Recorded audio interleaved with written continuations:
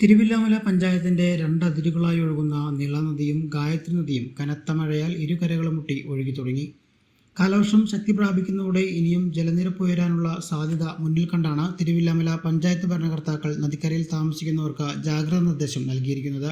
കാലവർഷക്കെടുതികൾ സംഭവിച്ചാൽ പഞ്ചായത്തിലോ വില്ലേജിലോ അടിയന്തര സഹായത്തിന് ബന്ധപ്പെടണമെന്ന് panchayat vice president M Udayan പറഞ്ഞു. അതുപോലെ തന്നെ നീളാനദിയും ഭാരതപ്പുഴയും അതിർത്തി പങ്കിടുകയാണ്.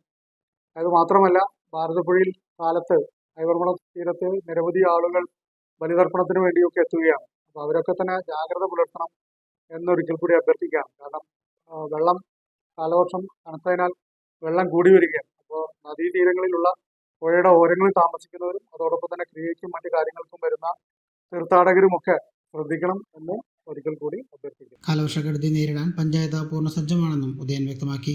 3-4 ദിവസമായി കനത്ത മഴയാണ്. കാലവർഷം നേരത്തെ എത്തിയെന്ന് കാലാവസ്ഥാ നിരീക്ഷകരൊക്കെ തന്നെ വിലയിരുത്തുകയാണ്. തിരുവില്ലാമലയെ സംബന്ധിച്ച് 2 ഭാഗവും പുഴയാണ്.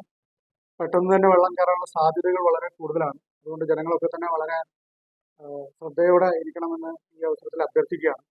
അതോടൊപ്പം തന്നെ മറ്റെന്തെങ്കിലും അടിയന്തര സാഹചര്യങ്ങളിൽ കഴിഞ്ഞ കാലങ്ങളിലൊക്കെ നമ്മൾ വെള്ളം കയറുമ്പോൾ ക്യാമ്പ് അടക്കമുള്ള കാര്യങ്ങൾ തുടങ്ങാറുണ്ട്. ഈ വർഷവും അതിന് സജ്ജമായി ഇരിക്കുകയാണ്. അത്തരത്തിലുള്ള എന്തെങ്കിലും അപകടാവസ്ഥ നേരിട്ടാൽ നമുക്ക് ക്യാമ്പുകൾ പ്രവർത്തിപ്പിക്കേണ്ടതുണ്ട്.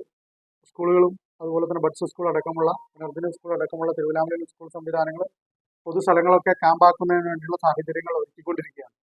അപ്പോൾ കനത്ത മഴ അതോടൊപ്പം തന്നെ കാറ്റുകൂടി വരികയാണ്. അപ്പോൾ ജനങ്ങൾ ശ്രദ്ധയോടെ ഇരിക്കണം എന്ന് അഭ്യർത്ഥിക്കുകയാണ്. അടിയന്തര സാഹചര്യങ്ങളിൽ വില്ലേജ് ഓഫീസുമായും പഞ്ചായത്ത് ഓഫീസുമായും ബന്ധപ്പെടണം എന്ന് ഒരിക്കൽ കൂടി അഭ്യർത്ഥിക്കുന്നു. നീളാനദി ജലസമൃദ്ധമായി ഒഴുകുന്ന സാഹചര്യത്തിൽ പിതൃമോക്ഷ കർമ്മങ്ങൾക്കായി ഐവർമഠത്തിലെത്തുന്ന ഭക്തരും ജാഗ്രത പാലിക്കണമെന്നും ഉദയൻ പറഞ്ഞു.